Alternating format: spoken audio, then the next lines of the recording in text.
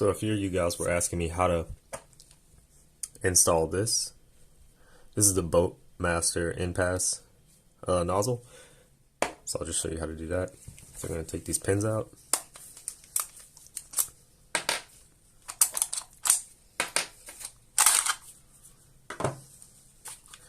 You don't need to remove this one, but I'm going to do it.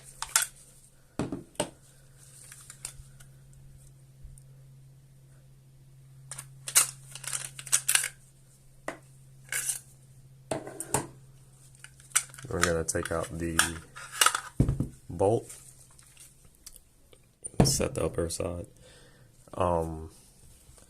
Took me a little while to get to this video because I had to purchase a new bolt. So you can see this one's brand new. This is the third one. So we're going to use something like this to remove this end cap. So just put that in there and turn it counterclockwise.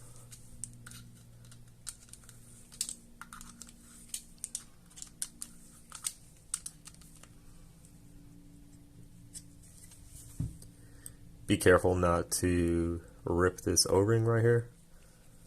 So I'm going to set that aside. Next, we're going to need to knock out that pin.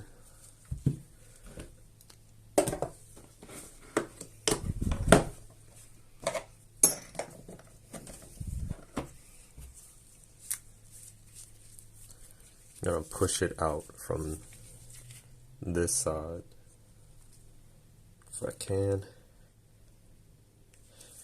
Nope.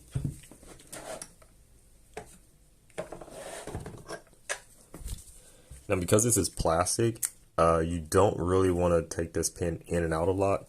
It'll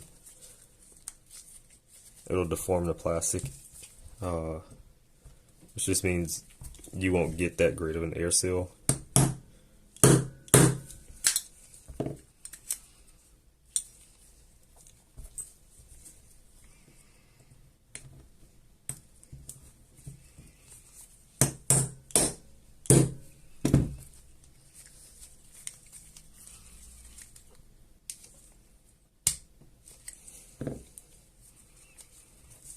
Almost.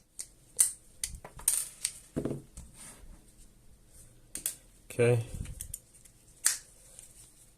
Now that we've done that, we can kind of separate the front and back. Every time I separate this thing, it kind of messes up the return spring. It's okay if it gets a little bent. It won't hurt anything. So just set that aside. Here is the inside of the standard one. This is just I believe a CO project rocket valve. It's gonna look, this one is gonna look exactly like this one. This one is metal. I have a purple one somewhere. When you purchase this, it should come with a plastic purple rocket valve just like this. But inside of here, I have the aluminum rocket valve that came with the original NPAS, the V1. So just keep that in mind. Set that aside. We can kind of push this out with our finger.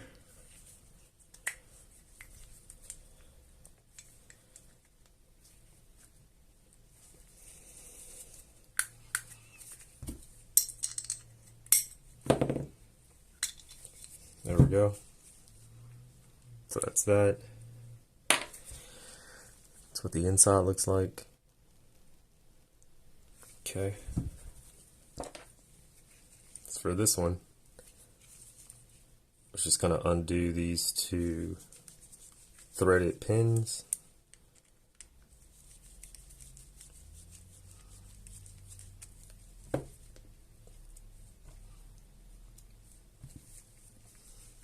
Pull this apart. Make sure you have your spring on the inside. And when you go to drop this in, make sure this little wing is at the top, right? Because it needs to index like that. Okay? So we're just going to drop that back in there. It's not at the top. Like you can see mine isn't. Just stick something in there, turn it. That should be good. Keep it on its back like this. Slide it in through the front. Then you can go ahead and drop in your spring right there. Leave it sticking out just a little bit because we want it to, whoops.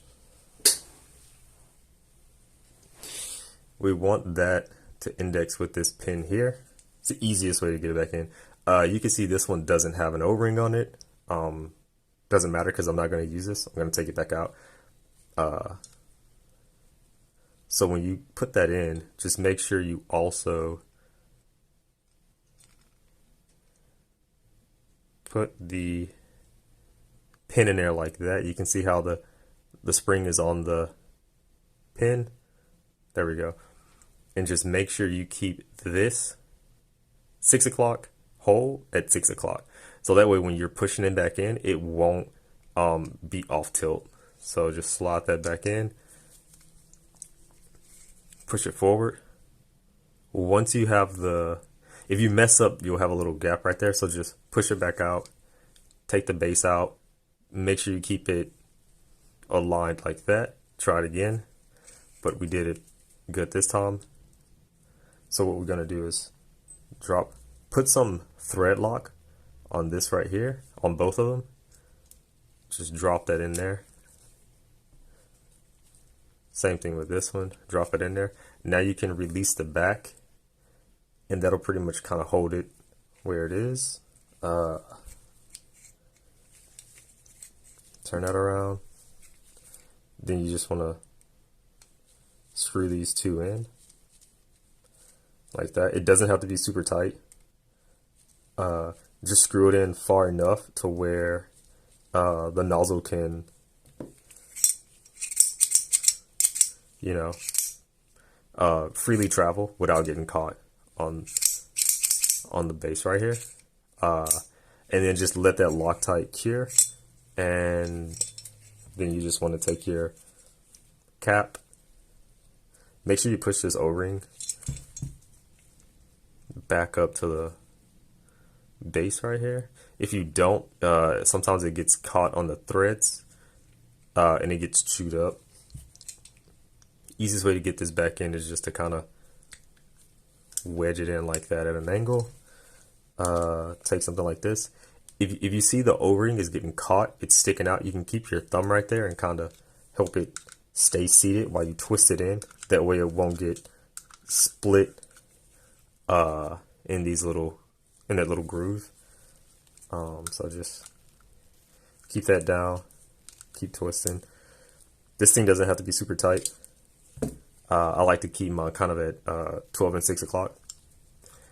And that's it. That's how you install the Bowmaster NPAS V2.